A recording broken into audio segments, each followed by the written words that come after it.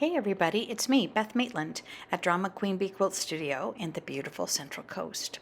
And I have a few little projects to show you that are going up in my Etsy store this week. But more importantly, I'm getting ready to teach a slow stitching class. So I wanted to do a flip through and have these stay on my YouTube channel so that people could see examples of what to do with slow stitching projects. I know the practice of slow stitching is not really about making things, it's about stitching. It's about the process. But when you have a beautiful pile of extraordinary work that you've spent a lot of time on, it's fun to have some ideas about what they could turn into.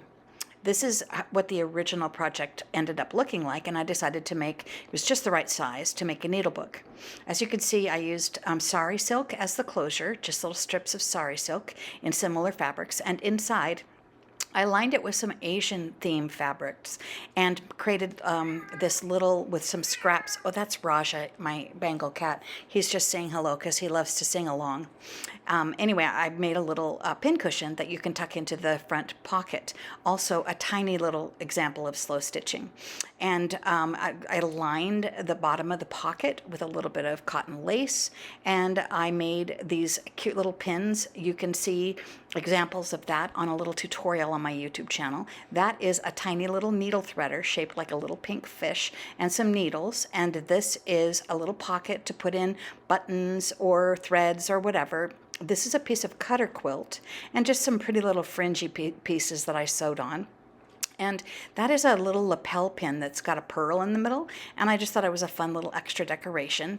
This felt that I'm using is felted wool from Australia, and it's nice and dense and perfect for pins, needles, and the like. And you can actually use the cutter quilt pieces for that too. And in the back, there's two little envelopes. There's a seam ripper and a tape measure that I've inserted, and all of these things come along with this little kit if you were the one to purchase it on my Etsy store. But this gives you an idea of the various things you can do with just a little flap, a little extra fabric and a little pocket. You can tuck in threads, or you can tuck in button cards, whatever you have extras for all of your sewing supplies. And I always like to tuck in these little surprises because I like you to be able to get your needle book home, open it up, and start stitching. So hopefully you will get some ideas from this flip through, and it's about maybe 2 or 3 inches thick. It fits beautifully in the hand. I want to say it's like 4 or 5. Oh, we're going to measure it. I think it's about 6 inches long and maybe 5 inches wide. And it fits great in the palm of your hand. It's beautiful, and again, this ochre colored burnt gold linen is so pretty.